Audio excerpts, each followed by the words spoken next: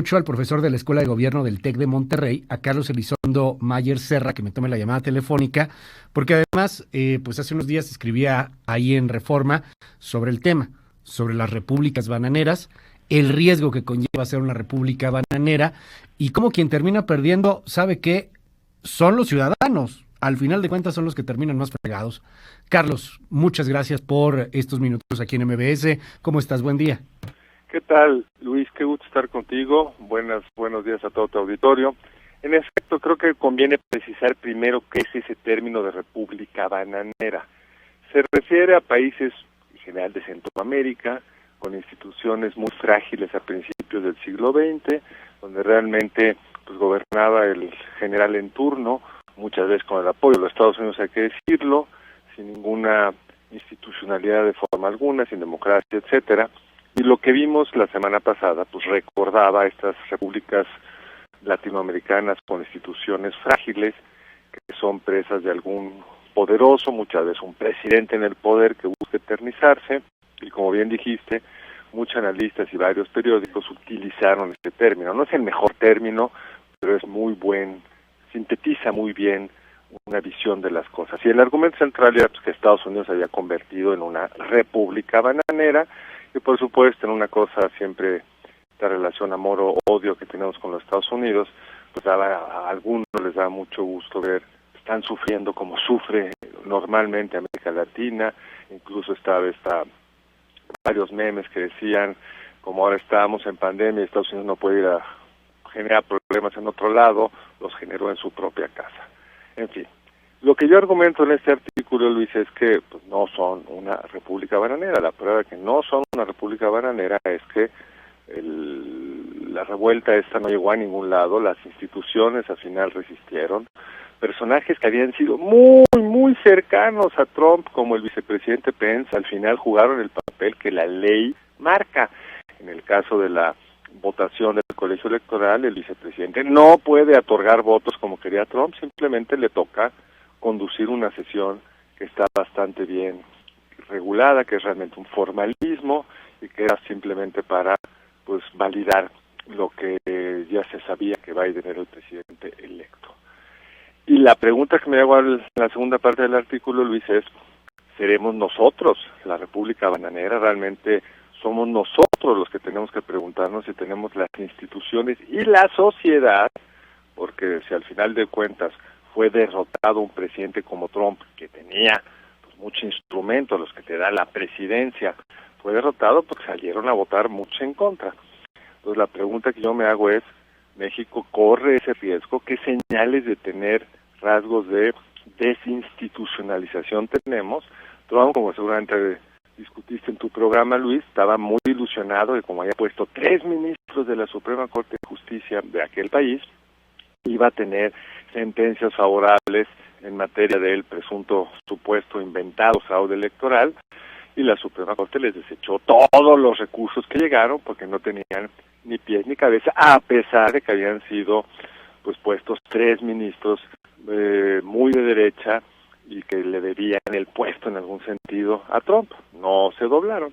Claro. Y la pregunta que me hago es, en México, ¿qué señales tenemos ya de eso? Y me preocupa, por ejemplo, mucho un tribunal electoral en las sentencias más importantes, pues, ha votado desde que ganó López Obrador en el sentido que el presidente quiere, desde las sanciones que le habían puesto el INE por ese fideicomiso muy poco transparente que supuestamente se iba a usar para apoyar a los damnificados del sismo y que luego aparentemente se utilizó con fines electorales y nunca fue claro, habían sido sancionados por el INE y el tribunal les levantó la sanción, hasta la decisión del tribunal de no darle el registro a México Libre, el partido de Felipe Calderón, con argumentos de violación en el proceso, en el registro, en el dinero, que eran utilizables en todo caso para 3 partidos cercanos al presidente a los que sí le dieron el registro.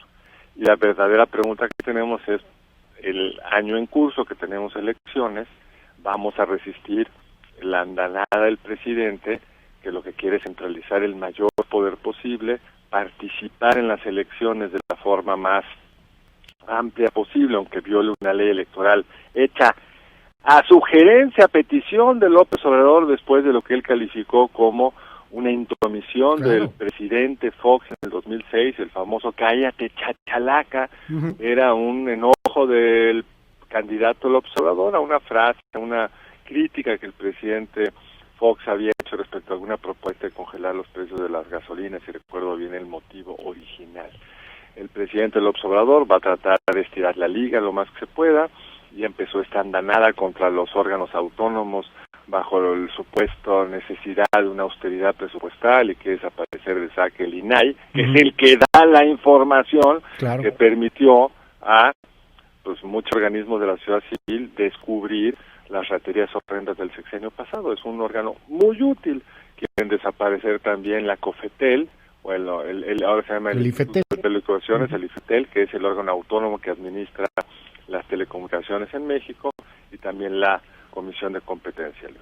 Me llama la atención el asunto de cómo se termina por resolver de momento el tema en los Estados Unidos, de cómo los Estados Unidos terminan por mostrar la fuerza de sus instituciones, y en esta comparativa hacia México, pues uno se pregunta si seremos tan resistentes, máxime porque al final de cuentas, digo, analizando los votos, pues sí, hay un Donald Trump derrotado, hay un Donald Trump cuya fotografía en el muro, por ejemplo, el día de ayer, ya prácticamente agónico en su poder, pues da cuenta de que han triunfado las instituciones, de que ha triunfado la razón. Sin embargo, ese mismo Trump tuvo más o menos 10 millones de votos más de los que tuvo en el 2016, es decir, estamos hablando pues de que de alguna manera pudo ganar más simpatizantes. El populismo se impuso, al menos con otras 10 millones de personas, con todo, y que termina perdiendo la elección. Y México creo que es mucho menos informado, mucho menos preparado, con instituciones muchísimo más débiles de las que tienen los norteamericanos. ¿De qué depende, Carlos Elizondo Mayer Serra, que no terminemos siendo bananeros en ese sentido?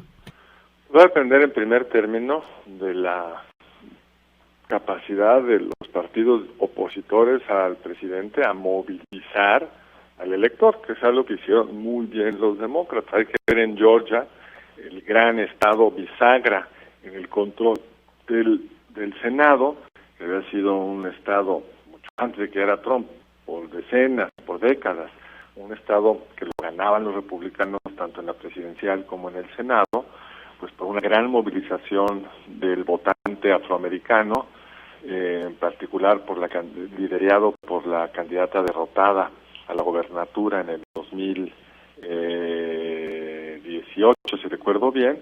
Ella moviliza al votante, salen a la calle, y eso ayuda a entender el triunfo de Biden y de los demócratas en Georgia. Es decir, sin movilización, sin participación, esa es la primera gran piedra, digamos, el primer gran obstáculo, pues el poder siempre tiene más recursos para movilizar al voto, y movimientos como el de Trump y el de AMLO tienen muchos seguidores.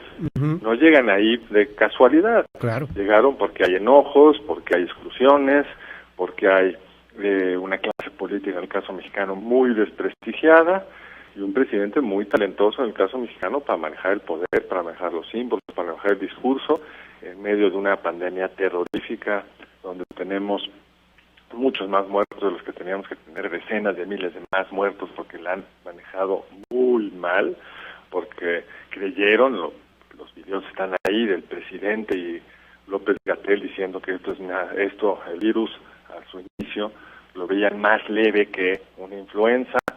Ahí están los datos del escenario muy catastrófico que decía López-Gatell, que sería tener 60,000 muertos. Entonces es un manejo espectacularmente malo, con una economía mucho más golpeada que otras economías de la región, que va a crecer mucho menos este año que otras economías de la región, porque no han tenido los actores económicos prácticamente ningún apoyo. Sin embargo, el presidente mantiene unos niveles de aprobación bastante altos, y esto tiene que ver con que no hay una figura en la oposición. ¿Qué hizo el observador cuando perdió la elección en el 2006? Pues la volvió a buscar al día siguiente, lo mismo en el 2012. ¿Qué hizo Ricardo Anaya cuando perdió la elección? Pues fue un año a hacer trabajo académico, ya ha aparecido con unos videitos. Se escondió. Pero no están nadie activamente buscando esta movilización de todos aquellos sectores, pues que sienten que las políticas del observador no están funcionando, que la concentración del poder es un riesgo. Todas estas instituciones autónomas hicimos fue para ponerle límites al poder y han funcionado. Claro. Muestra de que funcionaron es que López Obrador ganó la elección porque la administró muy bien este órgano técnico autónomo que se llama el INE. Carlos Elizondo Mayer Serra, profesor de la Escuela de Gobierno en el TEC de Monterrey, un gusto poderte tener en este espacio. Gracias, Carlos. Al contrario, Luis, me dio un gusto saludarte a ti y a tu público. Estamos en contacto.